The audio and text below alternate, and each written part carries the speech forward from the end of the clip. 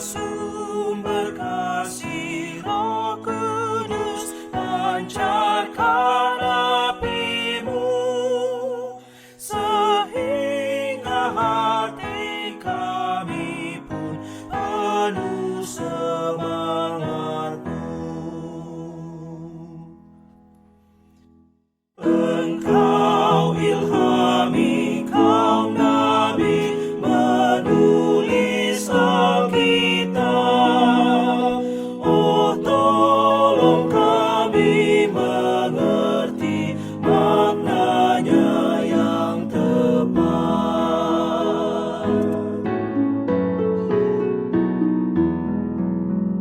Ya Roh Kudus, melayanglah di atas yang gelap, di hati kacau dan resah, ciptakanlah terang. Ya Roh, di dalam cahaya-Mu sang Bapa dikenal, terungkap bagi kami pun kasih-Nya yang kekal.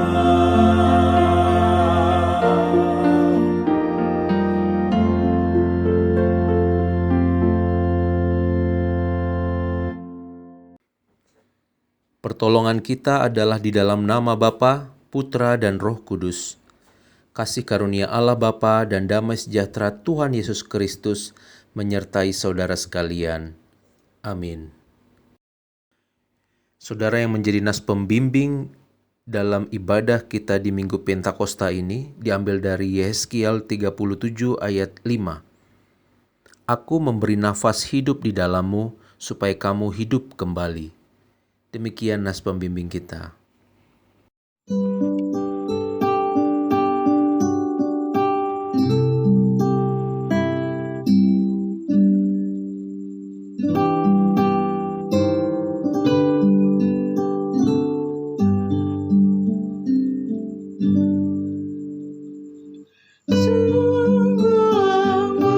Tuhan Yesus memanggil aku dan kau. Lihatlah Dia prihatin menunggu aku dan kau. Hai, mari datanglah, kau yang lelah, mari datanglah. Sungguh lembut Tuhan Yesus memanggil, kau yang sesat, marilah. Jangan meragu, Tuhanmu mengajak aku dan kau. Jangan enggan menerima kasih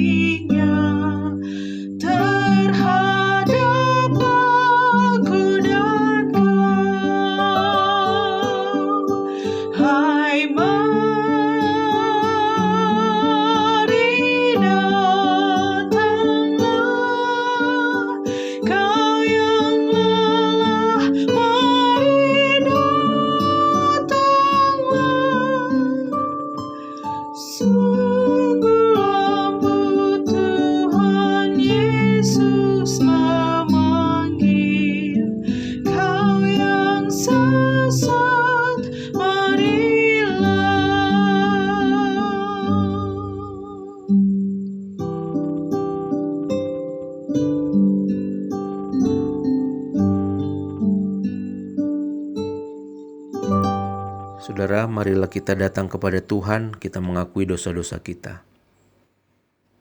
Ya Allah, dengan penuh kerendahan hati kami datang kepadamu. Kami mau mengakui segala dosa dan pelanggaran yang kami lakukan. Dalam kehidupan ini kami seringkali mengecewakan Tuhan. Bukannya datang kepada Tuhan, tetapi kami justru mencari pelarian, mengandalkan diri kami. Akibatnya kami terjatuh oleh kebodohan dan kesombongan kami sendiri. Kami menjadi sakit, kami menjadi kepahitan di dalam hidup ini. Itu sebabnya Bapa, ampunilah dosa-dosa kami. Di tengah kami tahu bahwa kami seharusnya mendekat, datang kepada Tuhan, tetapi kami malah menjauh. Biarlah firman Tuhan yang kami dengar hari ini menolong kami, mengingatkan kami untuk kami hidup di dalam Engkau, hidup bersama dan berjalan bersama dengan Roh-Mu. Karena Roh-Mu adalah Roh yang menghidupkan kami semua. Terima kasih Bapa, di dalam Kristus kami memohon. Amin. Jemaat Tuhan, untuk setiap kita yang sudah mengakui dosa-dosa kita di hadapan Tuhan, maka dengarkanlah berita anugerah diambil dari Yeskiel 37 ayat 14. Aku akan memberikan rohku ke dalammu, sehingga kamu hidup kembali, dan aku akan membiarkan kamu tinggal di tanahmu. Dan kamu akan mengetahui bahwa aku, Tuhan, yang mengatakannya dan membuatnya. Demikianlah firman Tuhan. Demikian berita anugerah untuk kita. Syukur kepada Allah.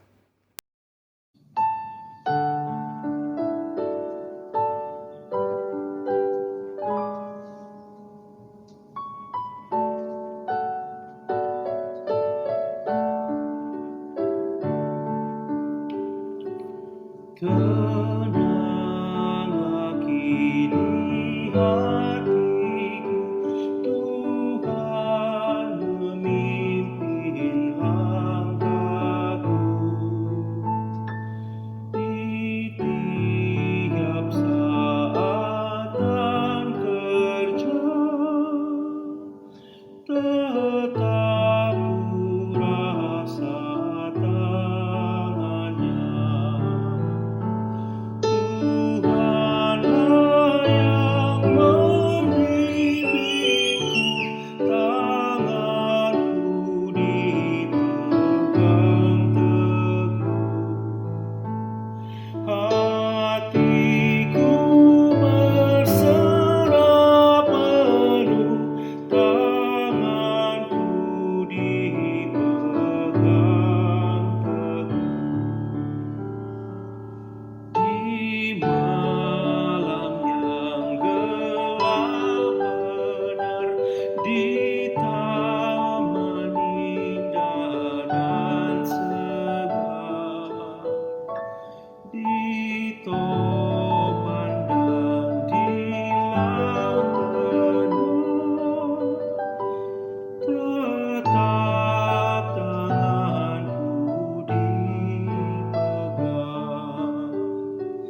Tuhanlah yang membimbingku, tanganku dipegang teguh. Hatiku berserah penuh, tanganku dipegang teguh.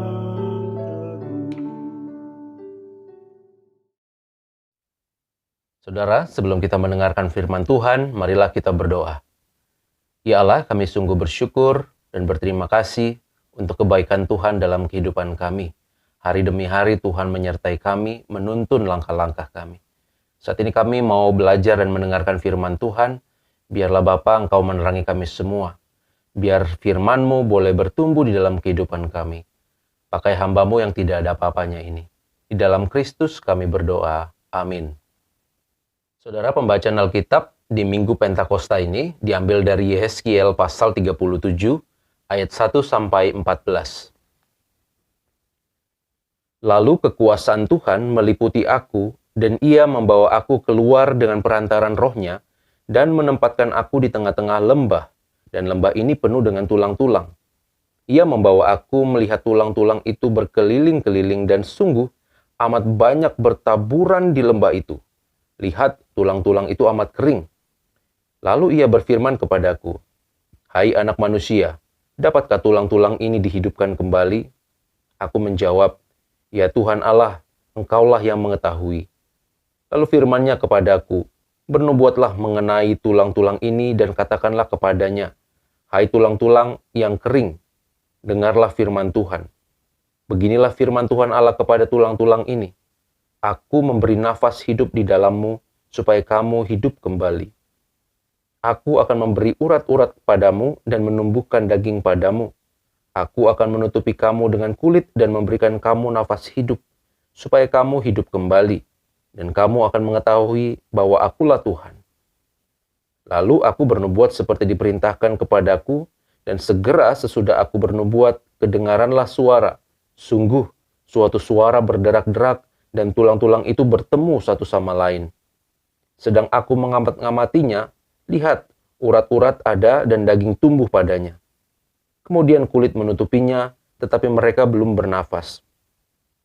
Maka firman-Nya kepadaku, "Bernubuatlah kepada nafas itu, bernubuatlah, hai anak manusia, dan katakanlah kepada nafas hidup itu, beginilah firman Tuhan Allah, hai nafas hidup, datanglah dari keempat penjuru angin, dan berhembuslah ke dalam orang-orang yang terbunuh ini, supaya mereka hidup kembali."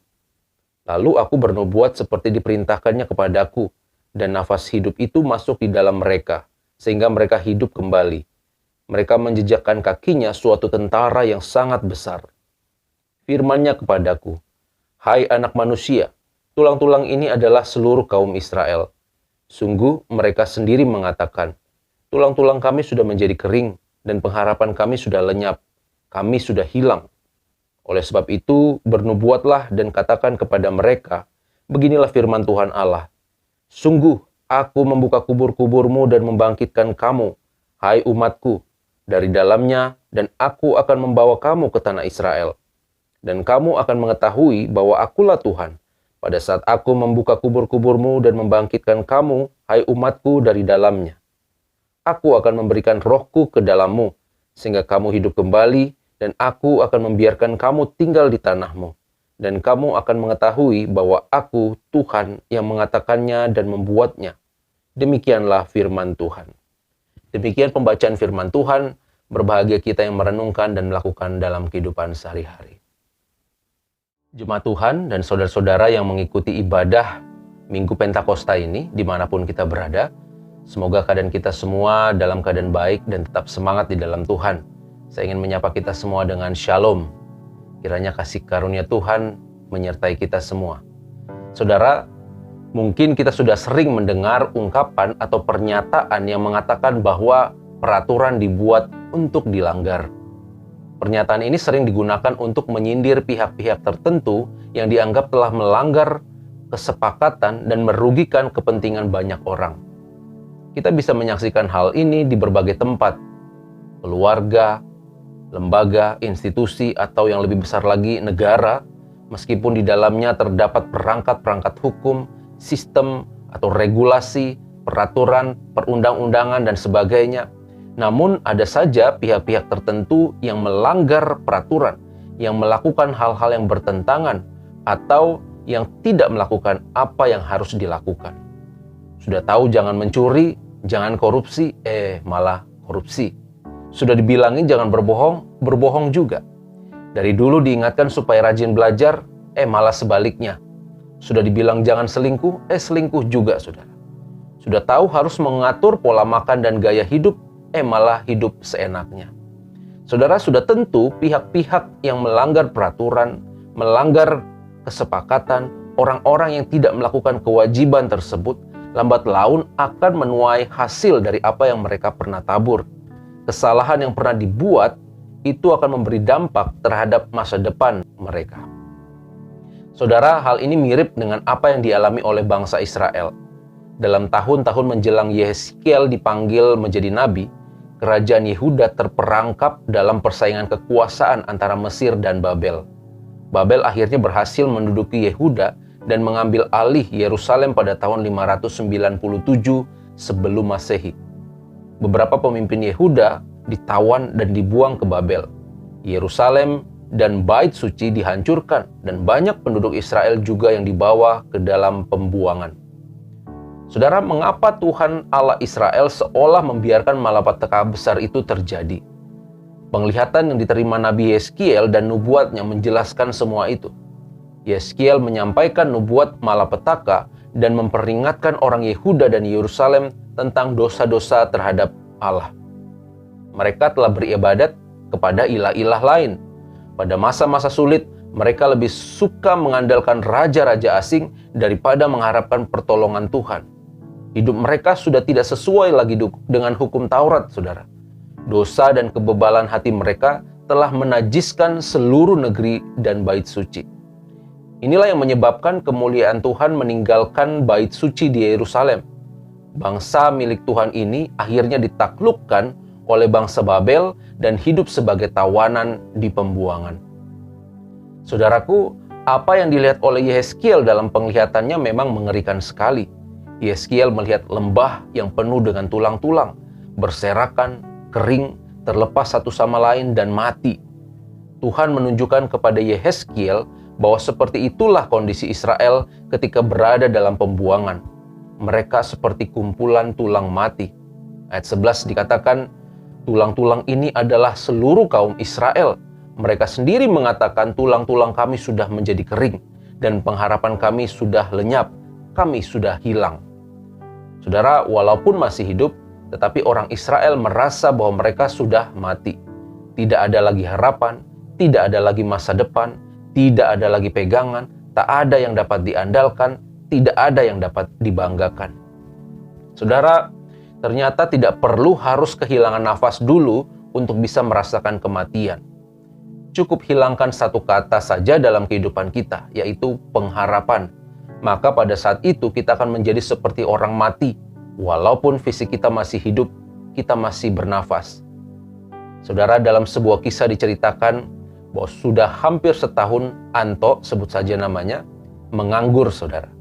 Meski rajin mengirimkan lamaran ke berbagai perusahaan, tetapi belum ada satupun perusahaan yang menerimanya. Anto kehilangan harapan. Mengetahui keadaan anaknya itu, si ayah Anto mengajaknya ke kuburan, saudara. Sambil menunjuk batu nisan, si ayah berkata, "Disinilah tempat orang-orang yang tidak lagi memiliki pengharapan." Saudara, dalam kehidupan kita sehari-hari, ada banyak sekali kesempatan di mana kita tergoda untuk mati. Gara-gara situasi dan tantangan tertentu, kita tergoda untuk mematikan pengharapan kita. Saat kehidupan berjalan tidak seperti yang kita bayangkan, melamar kerja tapi belum juga dapat kerja, penghasilan tidak mencukupi, terpuruk, di PHK, putus hubungan, dan yang lain-lainnya. Saudara, seorang dapat mati selagi dia hidup, ketika tidak ada lagi pengharapan. Terlebih di masa sekarang ini, selain kita diintimidasi dan diancam oleh virus COVID-19, kita juga terkena dampak buruk yang ditimbulkan oleh pandemi ini. Akan tetapi saudara, dalam bacaan kita, Yeskiel juga menyampaikan nubuat yang membangkitkan harapan akan masa depan Israel yang lebih baik. Dalam ayat 12 dikatakan, "Sungguh, aku membuka kubur-kubur dan membangkitkan kamu. Aku akan membawa kamu ke tanah Israel." Ayat 14, "Aku akan memberikan rohku ke dalammu sehingga kamu hidup kembali. Dan kamu akan mengetahui bahwa aku Tuhan yang mengatakannya dan membuatnya." Saudara, di tengah lembah penuh tulang-tulang manusia, Allah bertanya, dapatkah tulang-tulang ini dihidupkan kembali? Mustahil sepertinya. Akan tetapi Yeskiel tahu kalau di tangan Allah tidak ada yang mustahil. Karenanya ia menjawab, "Ya Tuhan Allah, Engkaulah yang mengetahui."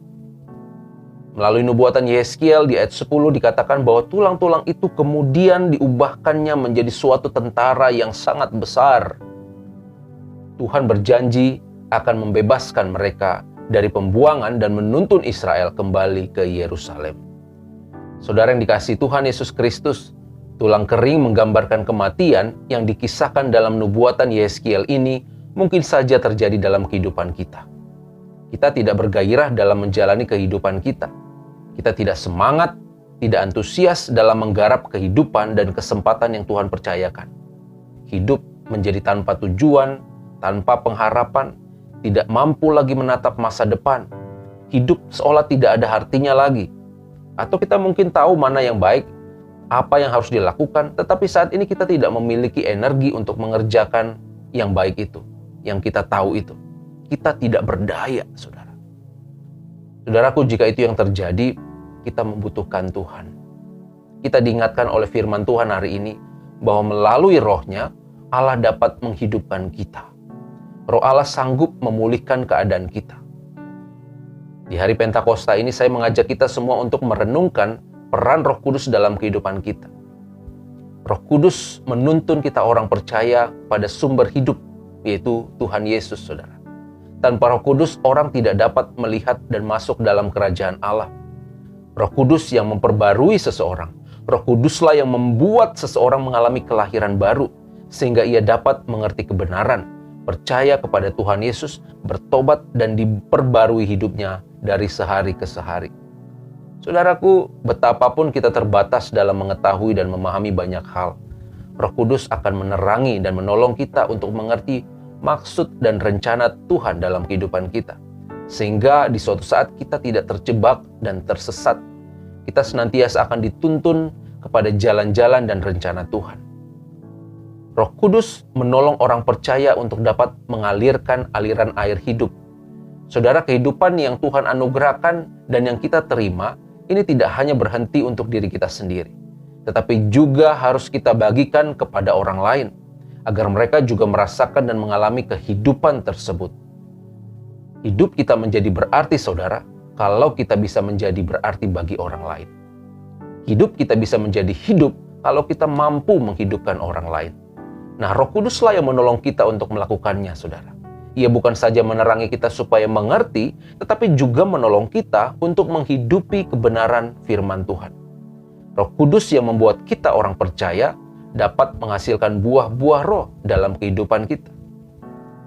Melalui buah-buah kasih, sukacita, damai sejahtera, kesabaran, kemurahan, kebaikan, kesetiaan, kelemah lembutan, penguasaan diri. Roh Kuduslah yang juga memperlengkapi kita dengan rupa-rupa karunia, sehingga orang-orang percaya dapat melayani menurut karunia yang diberikan kepada masing-masing.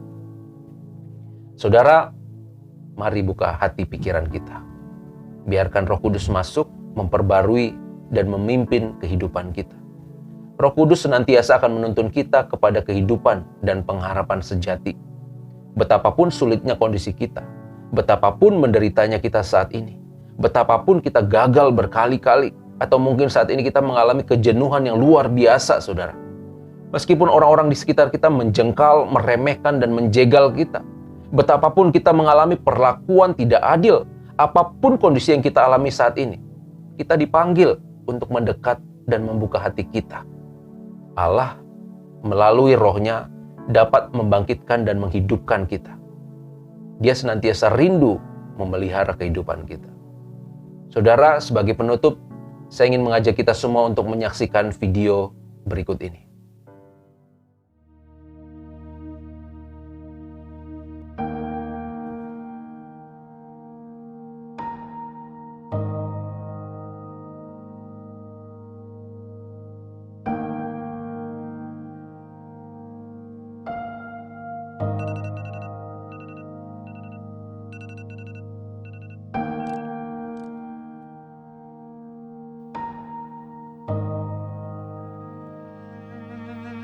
Dalam kehidupan yang kita jalani, mungkin ada banyak peristiwa yang terjadi yang tidak kita mengerti.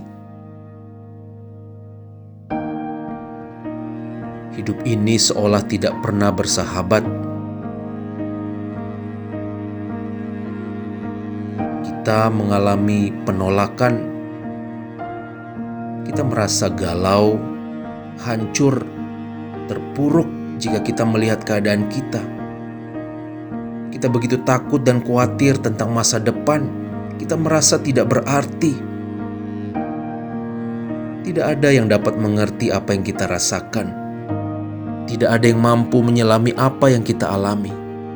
Kita merasa sendiri. Orang-orang di sekitar kita sibuk dengan dunianya, asik dengan urusan dan kepentingannya masing-masing. Saudara, meskipun saat ini kita merasa bahwa dunia tidak mampu menjawab kegalauan dan kekosongan yang kita alami, meskipun saat ini kita ditinggalkan orang-orang yang kita harapkan, walaupun hidup kita serba tidak pasti, pekerjaan, keuangan, hubungan mengarah kepada kehancuran dan sebagainya.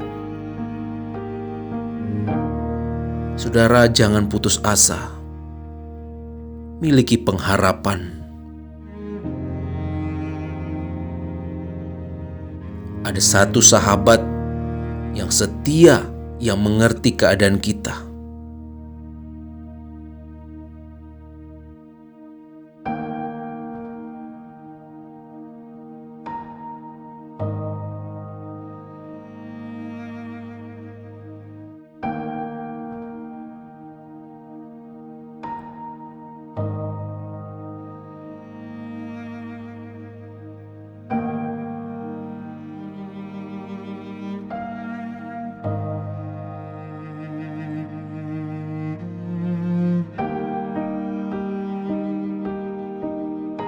Dialah Roh Kudus. Bersama Dia, kita akan melihat kehidupan baru. Dalam Dia selalu ada pengharapan. Datanglah kepadanya. Jangan berjalan sendiri. Masih ada harapan. Ada pertolongan.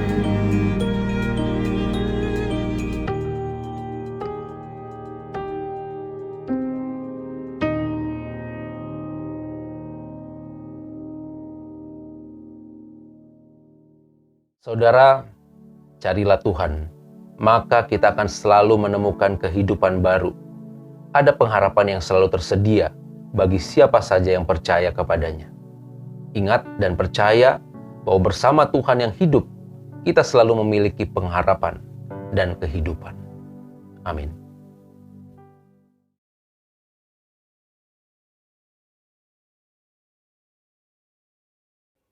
Jemaat yang terkasih, marilah kita mengucapkan pengakuan iman kita. Aku percaya kepada Allah, Bapa yang Maha Kuasa, Khalik langit dan bumi, dan kepada Yesus Kristus, Anaknya yang tunggal Tuhan kita, yang dikandung daripada Roh Kudus, lahir dari anak darah Maria, yang menderita di bawah pemerintahan Pontius Pilatus, disalibkan, mati dan dikuburkan, turun ke dalam kerajaan maut. Pada hari yang ketiga bangkit pula dari antara orang mati, naik ke surga, duduk di sebelah kanan Allah, Bapa yang Maha Kuasa, dan akan datang dari sana untuk menghakimi orang yang hidup dan yang mati. Aku percaya kepada Roh Kudus, gereja yang kudus dan am, persekutuan orang kudus, pengampunan dosa, bangkitan daging, dan hidup yang kekal. Amin. Jemaat Tuhan, marilah kita berdoa untuk doa syafaat kita. Tuhan, kami sungguh bersyukur untuk firman Tuhan yang boleh kami dengar. Kami diajar, kami diingatkan agar senantiasa kami berjalan bersama dengan Roh-Mu yang kudus. Di dalam Tuhan ada kehidupan. Roh Kudus yang akan menuntun kami untuk sampai kepada kehidupan itu dan menolong kami untuk senantiasa berpengharapan. Terima kasih Bapa. Pegang tangan kami semua untuk melakukan dan menghidupi firman Tuhan. Bapa, kami mau berdoa untuk setiap pergumulan, tantangan yang dihadapi anak-anak-Mu. Kami berdoa untuk saudara-saudara kami yang sakit, untuk Bapak Simanjuntak, Bapak Butar-Butar, Ibu Manurung, Ibu Simanjuntak Boru Hasibuan, Bapak Elia Simanjuntak, bahkan saudara-saudara kami yang belum atau tidak disebutkan namanya, yang saat ini sedang sakit dan terbaring lemah. Ya Allah, kiranya Engkau menolong dan menyembuhkan. Dalam nama Tuhan Yesus, tidak ada penyakit yang terlalu sulit untuk Engkau sembuhkan. Biarlah Engkau juga memberikan kekuatan di dalam setiap proses pengobatan yang dilakukan, dijalani oleh setiap anak-anak-Mu. Terima kasih Bapa, biarlah lewat sakit penyakit yang dialami ini, nama Tuhan dimuliakan. Bapa, untuk setiap jemaat Tuhan, saudara-saudara dalam berbagai masalah dan pergumulan, masalah ekonomi, pekerjaan, relasi dengan orang-orang terkasih, Tuhan, kiranya Engkau yang menolong, Engkau campur tangan di dalam setiap tantangan pergumulan yang dihadapi anak-anak-Mu. Berikan jalan keluar dan pulihkan keadaan kami semua. Di dalam nama Tuhan Yesus. Terima kasih Bapa. Kami mau berdoa untuk gereja-Mu, Gemindo Immanuel. Biarlah Tuhan memberkati, terus Tuhan memakai gereja-Mu ini menjadi alat untuk mewartakan kasih dan kebenaran Tuhan di tengah-tengah dunia ini. Terima kasih Bapa untuk jemaat Tuhan, para simpatisan juga yang terus Tuhan pakai untuk bisa mendukung pekerjaan Tuhan lewat Gemindo Immanuel ini. Biarlah Bapa, kehadiran gereja-Mu ini senantiasa Tuhan mantapkan panggilan dan langkahnya di dalam membawa arti kasih Tuhan di tengah-tengah masyarakat sekitar. Kami berdoa untuk rencana kami di dalam melakukan ibadah di gedung gereja mulai bulan Juni nanti. Biarlah Tuhan memberkati segala rencana dan persiapan yang dilakukan. Terima kasih Bapa, kami berdoa juga untuk sinode dan gereja-gereja Gemindo yang nanti tanggal 26 akan mengadakan sidang tahunan. Biarlah Tuhan memberkati semua persiapan dan juga sidang tahunan ini supaya bisa terus mempertajam panggilan gereja-Mu Gemindo di tengah-tengah masyarakat di dalam melakukan pelayanan dan aksi kenabiannya. Terima kasih Bapa. Kami mau terus berdoa untuk bangsa kami, Indonesia. Biarlah Tuhan memberkati. Berdoa untuk COVID-19 yang masih merebak. Bahkan ada informasi bahwa ada mutasi-mutasi baru yang terjadi di bangsa kami ini. Tuhan, kami bawa ke dalam tangan-Mu. Engkaulah yang memulihkan. Tuhan yang memakai para tim medis, para tim-tim yang bertugas dan juga pemerintah bangsa kami di dalam memerangi COVID ini. Biarlah kami juga Engkau berikan senantiasa hikmat untuk kami bisa menjaga kesehatan kami dan menjaga dengan hidup, menjaga protokol kesehatan.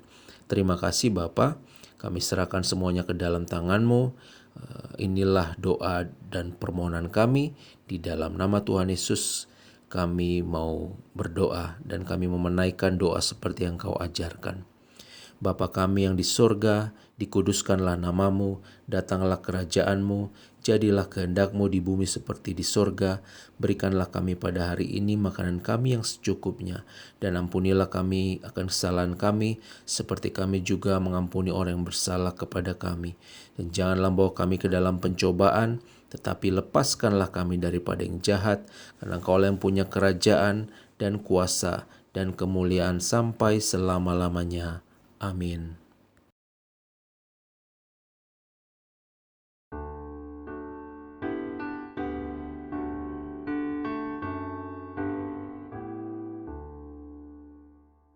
Kaulah ya Tuhan, surya hidupku. Asal Kau ada, yang lain tak perlu. Siang dan malam Engkau ku kenang. Di hadirat-Mu jiwaku tenang. Kaulah hikmat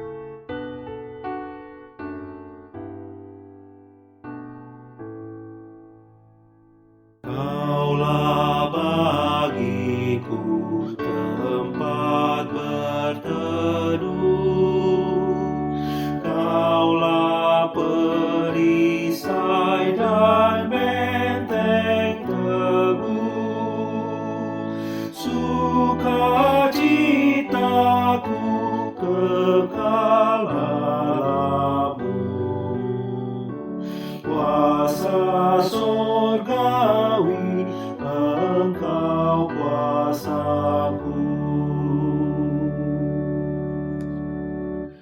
Aku hiraukan pujian fana,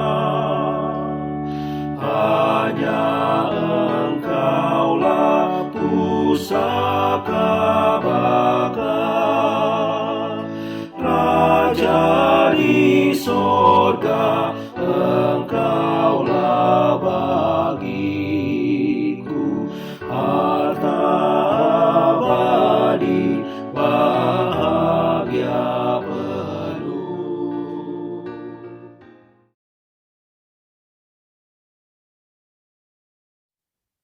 Jemaat dan saudara-saudara yang dikasihi Tuhan, mari arahkan hati dan pikiran kita kepada Tuhan dan terimalah berkat Tuhan. Kiranya kasih daripada Allah Bapa kita dan kasih di dalam anaknya Tuhan Yesus Kristus, serta persekutuan, penghiburan, penyertaan Roh Kudus, itulah yang menyertai kita dari saat ini sampai selama-lamanya. Amin.